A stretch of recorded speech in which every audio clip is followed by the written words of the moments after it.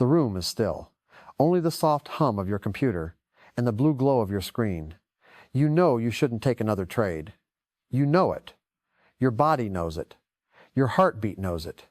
And yet, your finger moves anyway, smooth, automatic, as if someone else borrowed your hand for a moment. Click.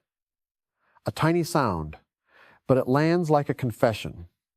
You catch your reflection in the monitor, a quiet, unforgiving mirror. And in that brief second, a question rises. Why do I keep doing this? You're not inexperienced, you're not reckless, and you're not lacking information.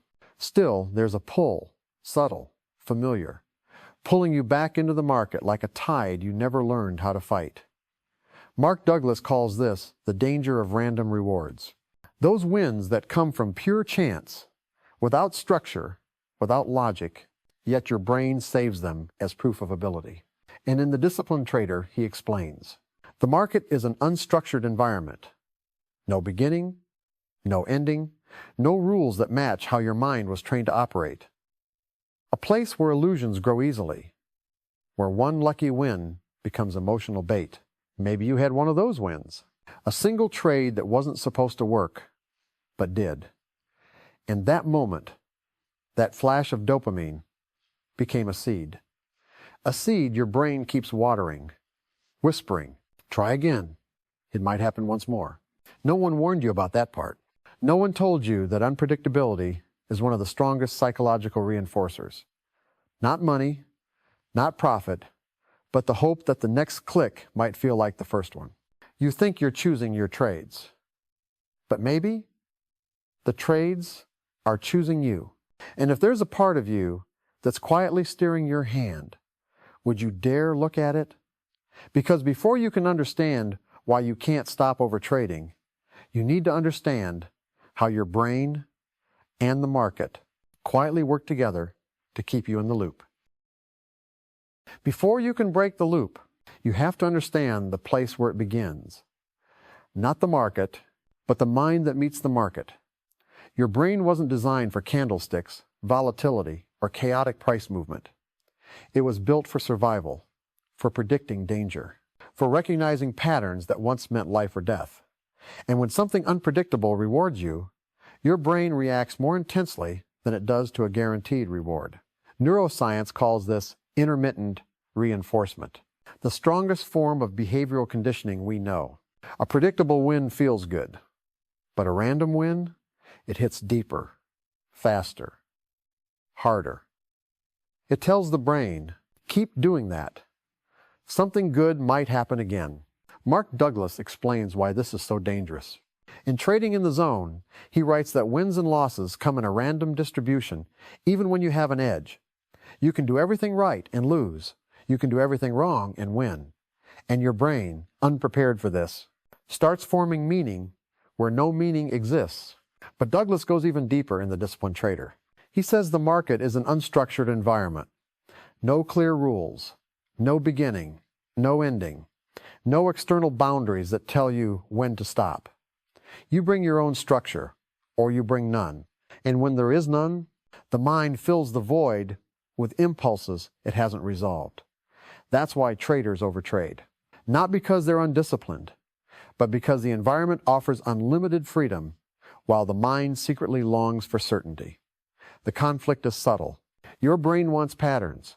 The market offers chaos. Your brain wants control. The market reflects only probability. And in between those two forces, you get pulled. Maybe you felt it. The hesitation before entering a good setup. The sudden urge to jump into a bad one. The feeling of, I have to make something happen, even when no opportunity is there. According to the audience research data, traders fear something deeper than losing money. They fear not being able to trust themselves. So when the market gives you a win, you didn't earn, even once. Your brain doesn't see randomness. It sees validation. It sees possibility. It sees a doorway that might open again if you just push a little harder. But here's the trap. The harder you push, the more the randomness pushes back. And soon, you're not trading the chart. You're trading the memory of that one moment when everything just worked. But what if that moment wasn't skill? but an emotional imprint you've been chasing ever since. Because the real battle isn't with the market. It's with the illusion your mind created the first time randomness felt like success. You've probably told yourself the same thing every trader whispers before a bad decision. I'm in control. But if you look closely, really closely, you'll notice the feeling of control usually shows up after you've already reacted, not before. Mark Douglas calls this the mind's greatest trap. The belief that you're making choices when you're actually responding to internal conflicts you haven't recognized yet. In The Disciplined Trader, he explains that we all carry unresolved impulses from earlier stages of life. Impulses that were denied, restricted, or never fully understood. Those impulses don't disappear. They simply wait for an environment with no boundaries. And the market, with its unlimited freedom, its lack of structure, its absence of rules, is the perfect place for them to surface. That's why the first conflict is not between you and the chart. It's between you and your own belief system. You tell yourself you're being logical. You tell yourself you're following your plan. You tell yourself your decisions are based on analysis. But beneath those thoughts is something quieter, something older, something emotional, a belief that wants to be expressed. Douglas writes that every belief demands expression, even the ones that work against you. If you have a belief that says, I must make back what I lost, that belief will push you to trade aggressively. If you have a belief that says, I need to prove I'm capable, that belief will push you to force setups. If you have a belief that says, I don't want to feel like a failure, that belief will make you hesitate right when opportunity appears. And the worst part? You won't even realize these beliefs are running the show, because the moment an emotion rises, your mind instantly generates a rational story to make it feel justified. I see something forming. This looks like momentum. The market might be turning. I don't want to miss this. This could be the one. And just like that, you trade a feeling while telling yourself it was analysis. This is what Douglas calls perception distortion. Your mind reshaping market information to match the belief that's active in the moment. The chart didn't change. Your emotional lens did. And when that lens is fear-based or hope-based, you lose objectivity. You stop seeing the market as it is, and you start seeing it as a reflection of your unmet needs. That's why traders can stare at the same setup on 2 different days and see 2 completely different realities. On a calm day, the chart looks clear. On a fearful day, the same chart looks dangerous. On a hopeful day, it looks full of opportunity. The market hasn't changed, you have. This is the illusion of control. You think you're controlling your actions, but your actions are being steered by unexamined beliefs. Beliefs shaped by random wins, painful losses, and emotional imprints your brain refuses to let go. And this illusion is powerful. It makes you feel like you're taking deliberate action when in truth, you're reacting to emotional pressure that has nothing to do with the chart. But here's the uncomfortable part. Even when you're aware of it, you still feel the urge to act. You feel it in the tension in your shoulders, in the way your eyes fixate on the candles, in the way your breathing changes without permission. It's not logic pulling you. It's a belief asking to be expressed. And once a belief feels threatened, it will fight harder to control your decisions. Which brings us to the real engine behind overtrading.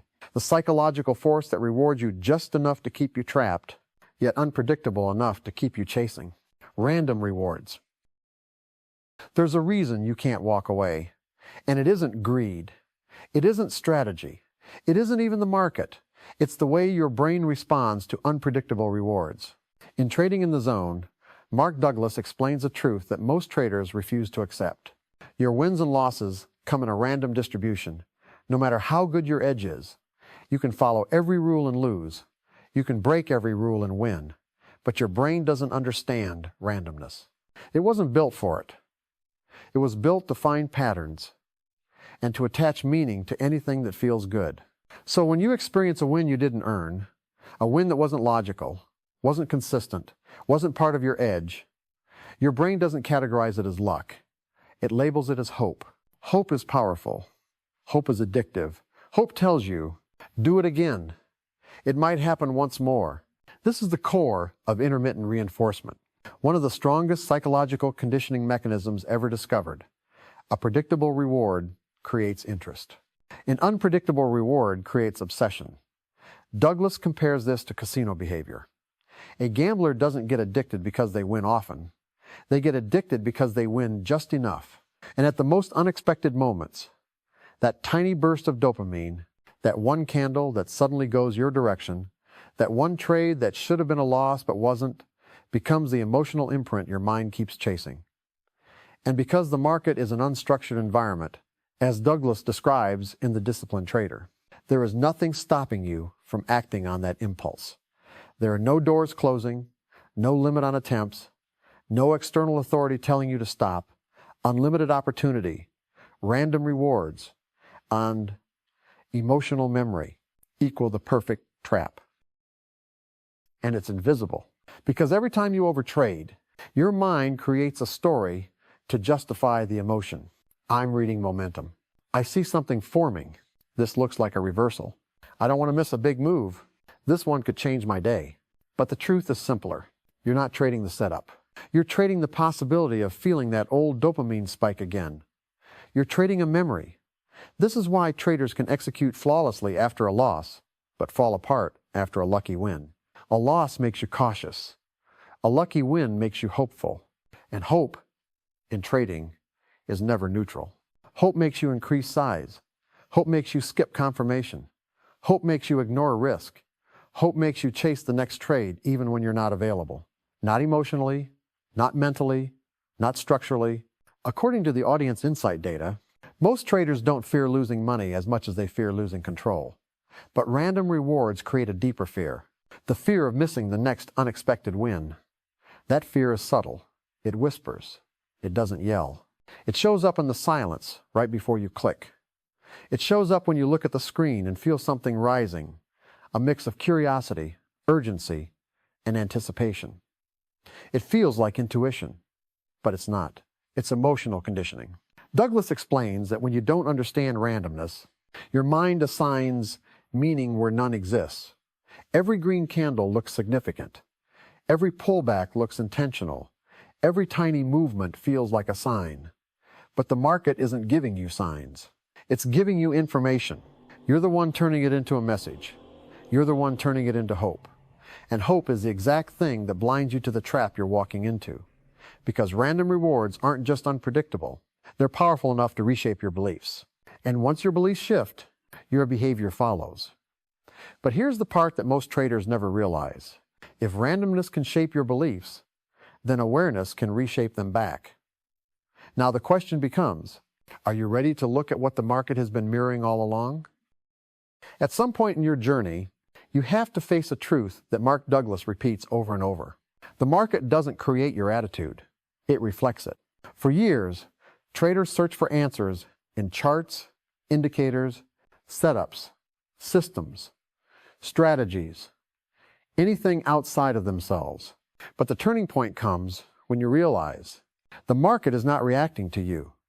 You're reacting to your own interpretation of the market. Douglas explains in Trading in the Zone that the market generates neutral information. No pain, no pleasure, no threat. It's your mind that chooses what the movement means. A green candle isn't hope. A red candle isn't fear.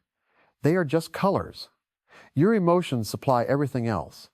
And when your inner world is conflicted, the chart becomes a projection screen. If you fear missing out, every consolidation looks like a breakout. If you fear being wrong, every signal looks incomplete. If you crave validation, every small win feels like destiny. You're not seeing the chart, you're seeing yourself. This is what Douglas means by perception distortion. Your beliefs coloring the information until you mistake emotion for insight. And if your beliefs are built on random rewards, your perception becomes unstable. Some days you feel invincible.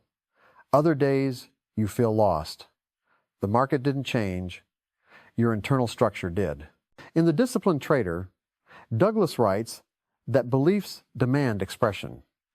So if you hold a belief like, I need to make back what I lost, that belief will leak into your trading. No matter how many times you promise yourself you'll stay disciplined. If you secretly believe, I don't deserve success. You'll sabotage yourself after a winning streak. If you believe, I must always be in control, you'll force trades in an environment where control doesn't exist. This isn't weakness. This isn't failure. This is human. The market simply mirrors it back to you. And once you understand that the chart is showing you your own mindset, not your potential, not your competence, not your worth, you finally gain the ability to step out of the emotional loop. Because the goal isn't to control the market. The goal is to understand the part of you that tries to control everything. Once you see that, random rewards lose their power. They stop acting like truth. They stop hooking you emotionally. They become what they always were, a side effect of probability. And when randomness no longer shapes your decisions, something inside you softens. You start to breathe differently. You stop needing every trade to fix something inside you. You stop asking the market to tell you who you are. You start trading the chart instead of your past. And the moment you can see the market clearly, you can finally see yourself clearly too. But recognition alone isn't enough. Seeing the mirror is only the first step. Next, you learn how to step out of the reflection and break the loop that has kept you trapped for so long. Seeing the mirror is the first moment of clarity. Breaking the loop is the first moment of freedom. And freedom never comes from forcing yourself to stop overtrading. Force creates resistance. Resistance creates pressure. Pressure sends you right back into the same cycle. Douglas explains that you can't eliminate emotional patterns by fighting them. You dissolve them by changing the meaning you assign to market information. When information stops feeling painful or exciting, it stops controlling you. So how do you get there? Step 1, recognize the moment before the click. Not the click itself, not the trade, the moment before it. That tiny second when your heartbeat rises, when a possibility flashes in your mind, when you start imagining an outcome that hasn't happened yet. This is the first signal of the loop. Douglas says that awareness of your mental state is the first skill of a consistently profitable trader. Not analysis, not prediction, awareness. So when the impulse shows up, don't judge it, just notice it. Because the moment you notice it, you're no longer inside it. Step 2, separate sensation from story. Your body gives you a physical sensation. Your mind immediately tries to turn that sensation into a narrative. This looks like momentum. I don't want to miss this. This might be my chance. But the sensation and the story are not the same. One is real. One is constructed. Douglas reminds us that the market's data is neutral. Your interpretation is optional. So let the sensation be there. You don't have to act on it. You don't have to suppress it. Let it pass like a wave. When you stop giving your impulses a story, their power weakens. Step 3, return to probability. Not prediction, not certainty, probability. In Trading in the Zone, Douglas teaches that the highest form of trading psychology is the ability to act without needing to know what will happen next. When you accept that anything can happen, random rewards lose their magic. They stop feeling like signs. They stop feeling like messages. They become what they truly are, a random moment in a long distribution curve. And suddenly, the market becomes less personal. A loss isn't a threat. A win isn't validation. A setup is just a setup. When you reach this state, you stop chasing emotion and start executing logic. Step 4, build gentle structure. Douglas says that trading requires self-imposed structure because the market doesn't offer any. So build a simple structure around yourself. A defined trading window. A maximum number of trades. A point where the session ends. Win or lose. A reminder of your edge. A routine that centers you before you act. Structure protects you from randomness. It creates boundaries where your impulses have none. And slowly, the loop begins to weaken. Not by force, but by clarity. Not by willpower, but by understanding. And once the loop weakens, something else begins to grow in its place. A quiet steadiness. The ability to wait. The feeling that you no longer need the market to give you anything. And this is where a new version of you begins to emerge. Not a trader chasing moments, but a trader who moves with intention. A trader who can finally breathe inside uncertainty. And then, one day, after enough awareness, after enough distance, after enough moments where you choose presence over impulse, something shifts. The noise quiets. Not because the market became easier, not because the randomness disappeared, but because you stopped asking the market to soothe something inside you. You sit in front of your charts, the same blue glow, the same candles moving, the same uncertainty. But the feeling is different. Your breathing is slower, your mind is steadier, your body no longer leans forward, trying to reach for something that isn't there. You're not hunting for trades. You're not chasing the next emotional spark. You're simply here. In this moment, you finally understand what Mark Douglas meant when he said, consistency is a state of mind, not a strategy, not a setup, not a secret pattern, a state of mind. The randomness doesn't bother you anymore. Random rewards don't seduce you. Losses don't define you. Wins don't inflate you. The market becomes what it has always been, a flow of information, neutral and honest, showing you opportunities without demanding anything from you emotionally. And in that neutrality, you find something traders spend years searching for, calm. A calm that doesn't come from avoiding risk, but from accepting it. A calm that doesn't come from certainty, but from letting go of the need for certainty. A calm that doesn't come from control, but from releasing the illusion of control. This is the moment you realize you don't need the market to prove anything. Not your worth, not your intelligence, not your potential. You trade because you're prepared. You manage risk because you respect reality. You wait because patience is power. And when you do act, your actions feel clean, unforced, aligned. If the noise in your mind has quieted, even a little, then you're ready for the next step. Not the next trade, but the next version of yourself. If you've made it this far, something in you is already changing. Not because of my words, but because you were willing to sit with them instead of running back to the next impulsive trade. So I want to leave you with a question, a real one, a question only you can answer. When you overtrade, what emotion are you actually running toward? And what emotion are you running away from? Most traders never ask themselves that. They look at the chart, they look at the profit and loss, but they never look at the part of themselves the market keeps mirroring. If you're ready to explore that part more deeply, I invite you to stay with this channel.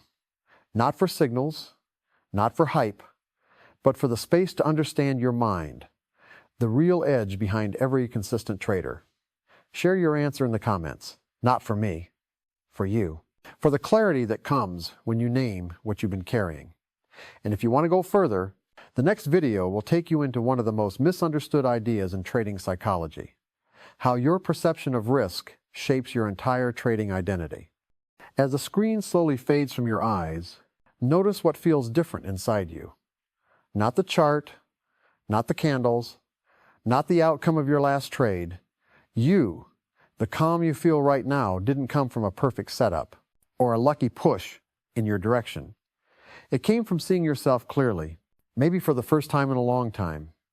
Mark Douglas wrote that awareness reshapes a trader more deeply than any strategy ever could. And he's right, because once you understand your own mind, the market stops being a battlefield and becomes a mirror you're no longer afraid to look into. So close this video with one quiet truth. The market didn't change, you did. And every time you return to your screen, you'll bring this new version of yourself with you. Fade out, soft music, calm breath, a new beginning.